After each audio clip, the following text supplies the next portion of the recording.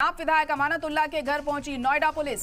अमानतुल्लाह खान और उनके बेटे के खिलाफ एनबीडब्ल्यू है जारी। पेट्रोल पंप पर मारपीट के इल्जाम में गैर जमानती वारंट है जारी। इस मामले की जांच नोएडा पुलिस की 3 टीमें कर रही हैं। तो बड़ी और अहम खबर इस वक्त आपको बता रहे हैं कि अमानतुल्लाह खान के घर पुलिस पहुंची है। नोएडा पुलिस उनके घर पहुंची है। उनके बेटे के खिलाफ है एनबीडब्ल्यू जारी। पेट्रोल पंप पर मारपीट के इल्जाम में गैर जमानती वारंट जारी किया गया है और इस मामले की जांच नोएडा पुलिस की 3 टीमें कर रही हैं।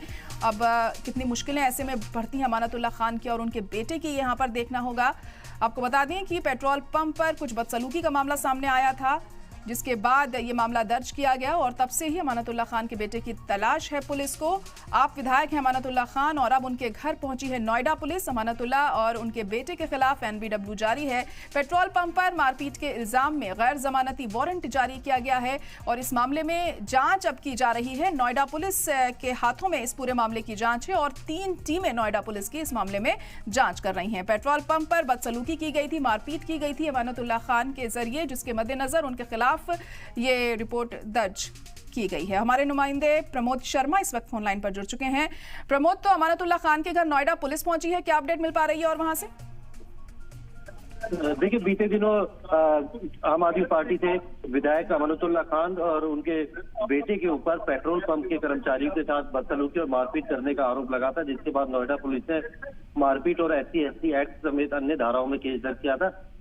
इस मामले में एक आरोपी को नोएडा पुलिस गिरफ्तार कर चुकी है और उसके बाद अमानतुल्लाह खान और उसके बेटे की तलाश के लिए कई बार जो दिल्ली स्थित अमानतुल्लाह खान का घर है वहां पे नोएडा पुलिस गई थी। आज भी नोएडा पुलिस सुबह गई थी, चूंकि वो इन्वेस्टिगेशन नहीं कर रहे हैं, पूछताछ में शामिल होने के लिए ना तो अमानतुल्लाह खान या फिर उनका बेटा पुलिस के सामने पेश नहीं हुआ है, जिसके बाद एक अर्जी देकर कोर्ट के जरिए गैर जमानती वारंट भी जो है वो नोएडा पुलिस अमानतुल्लाह खान और उनके बेटे के खिलाफ जारी करवा चुकी है और उसी वारंट की तामील करने के लिए आज भी अमानतुल्लाह खान के घर नोएडा पुलिस पहुंची थी। लेकिन घर पे ना तो अमानतुल्लाह खान मिले ना उनका बेटा मिला और थोड़ी देर इंतजार करने के बाद परिवार वालों को ये हिदायत देकर कि अगर वो जैसे ही आते हैं, उनसे संपर्क होता है तो उनको जो नोएडा पुलिस के सामने इन्वेस्टिगेशन ज्वाइन करने के लिए भेजा जाए और उनको बोलिए कि वो पुलिस के सामने पेश होकर इन्वेस्टिगेशन ज्वाइन करें।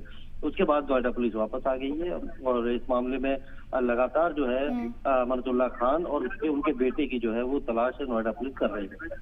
जी बिल्कुल, और जैसे में नोएडा पुलिस ने यहाँ पर ये बात कही है कि जैसे ही वो घर आते हैं उन्हें भेजा जाए पुलिस स्टेशन। अगर वो नहीं पहुंचते हैं तो क्या कोई बड़ा एक्शन भी उनके खिलाफ लिया जा सकता है?